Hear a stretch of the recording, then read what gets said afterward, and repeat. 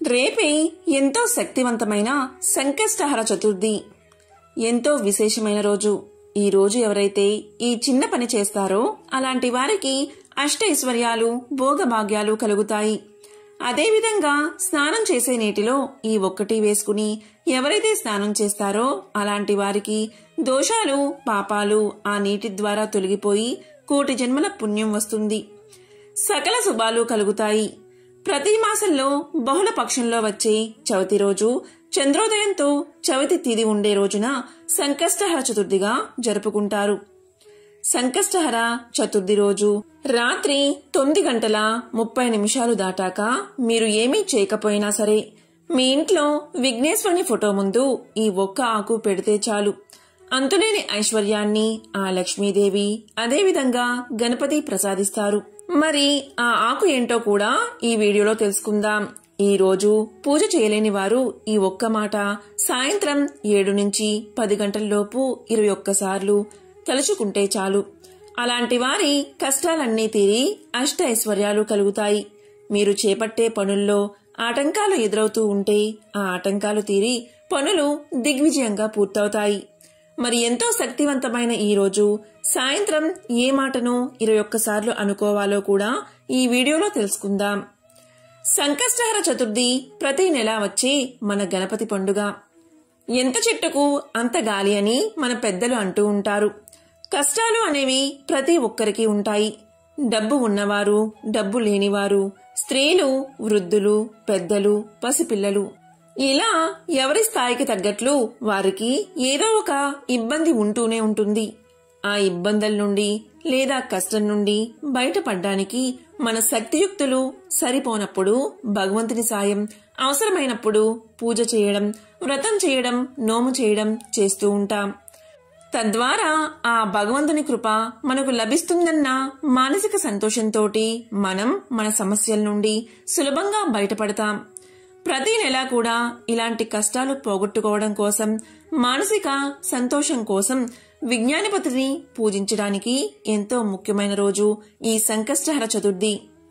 మీకు ఆటంకాలు తొలగాలి అన్నా, ఆర్థిక ఇబ్బందులు తొలగి ఐశ్వర్యం కలగాలి అన్నా, ఉద్యోగం రావాలి అన్నా, సంతానం కలగాలి అన్నా, మంచి ఆరోగ్యం కావాలి అన్నా, శత్రుబాధలు పోవాలి అన్నా, మంచి పదవులు దక్కాలి అన్నా, ఇంట్లో సమస్యలు పోయి సంతోషం కలగాలి అన్నా, భార్యాభర్తల మధ్య సఖ్యత బాగుండాలి అన్నా సంకటహర చతుర్థి ఎంతో దివ్యమైన రోజు.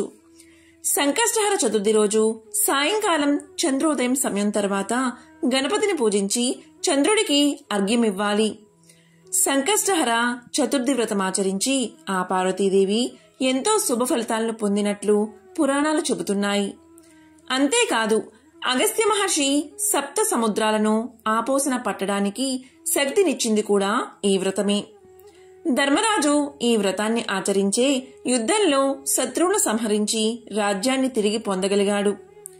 అహల్యాదేవి శాపం నుండి విముక్తిని పొందాక ఈ వ్రతాన్ని ఆచరించి తన భర్త అయిన గౌతమ మహర్షిని చేరుకోగలిగింది. ఆంజనేయుడు లంకా నగరంలో సీతాదేవిని వెతుకుతూ ఈ వ్రతం చేస్తానని మొక్కుకొనగా అశోకవనంలో సీతాదేవిని చూడగలిగాడు. ఈ రోజు గణపతిని పూజించిన వారికి ధర్మార్థ కామ మోక్షాలు తప్పక నెరవేరతాయి. గణపతికి అత్యంత ప్రీతిపాత్రమైన రోజు సంకష్టహర చతుర్థి. దీనినే సంకటహర చతుర్థి అని కూడా పిలుస్తారు.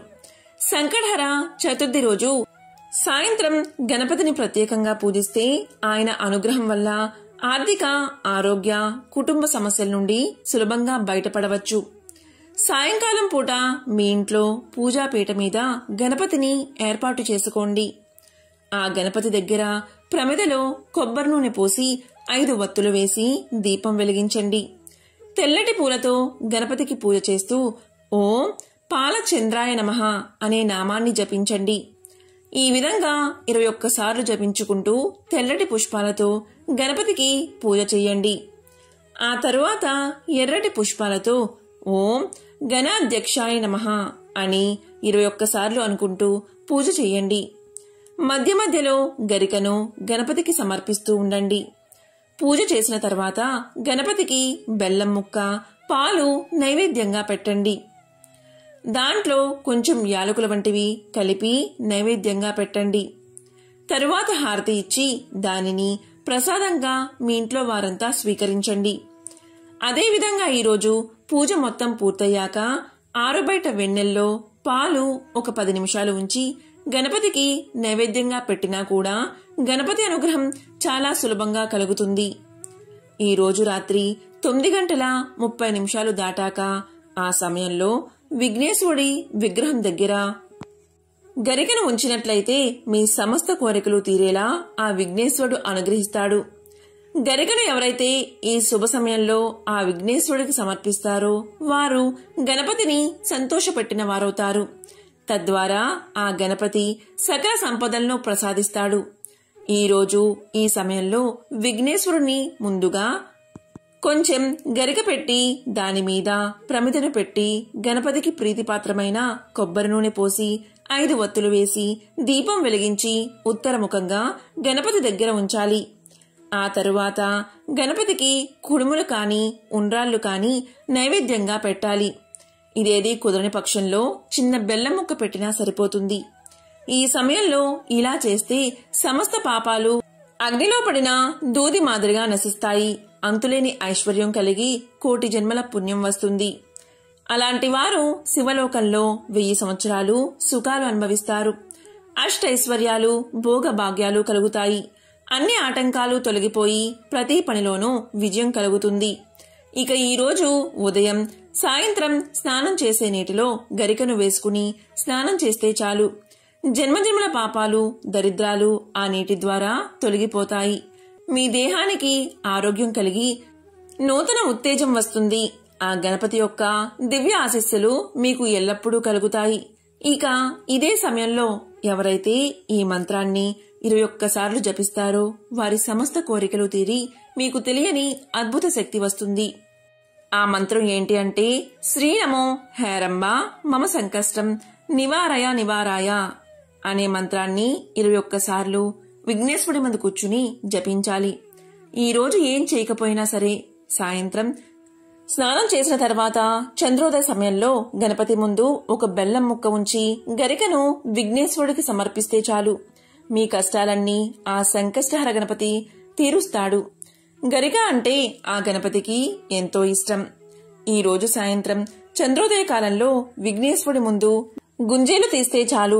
విఘ్నేశ్వరుడు ఎంతో సంతోషించి మీ కోరికలన్నీ నెరవేరుస్తాడు. దీనికి సంబంధించిన ఒక పురాణ కథ కూడా ఉంది.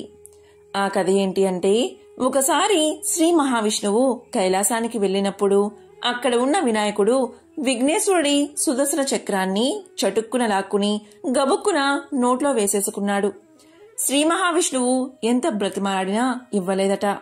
ఈ వింత చర్యకు విష్ణుమూర్తికి ఏం చెయ్యాలో తెలియక తన 2 చేతులతో తన 2 చెవులను పట్టుకుని గుంజీలు తీశాడట. ఆ విధంగా చేయగానే వినాయకుడికి పక్కున నవ్వు వచ్చింది. అలా నవ్వుతూ ఉండగానే నోట్లోని సుదర్శన చక్రం జారి కింద పడిపోగా శ్రీ మహావిష్ణువు దాన్ని తీసుకుని వెళ్లిపోయాడట.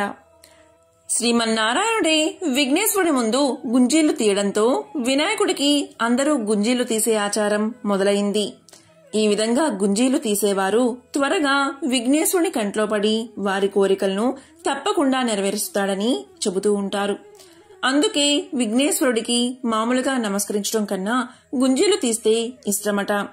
అందుకే ఈ చంద్రోదయ కాలంలో గణపతిని ఈ విధంగా పూజ చేసి గుంజీలు తీస్తే చాలు మీ కోరికలు నెరవేరేలా విఘ్నేశ్వరుడు దీవిస్తాడు.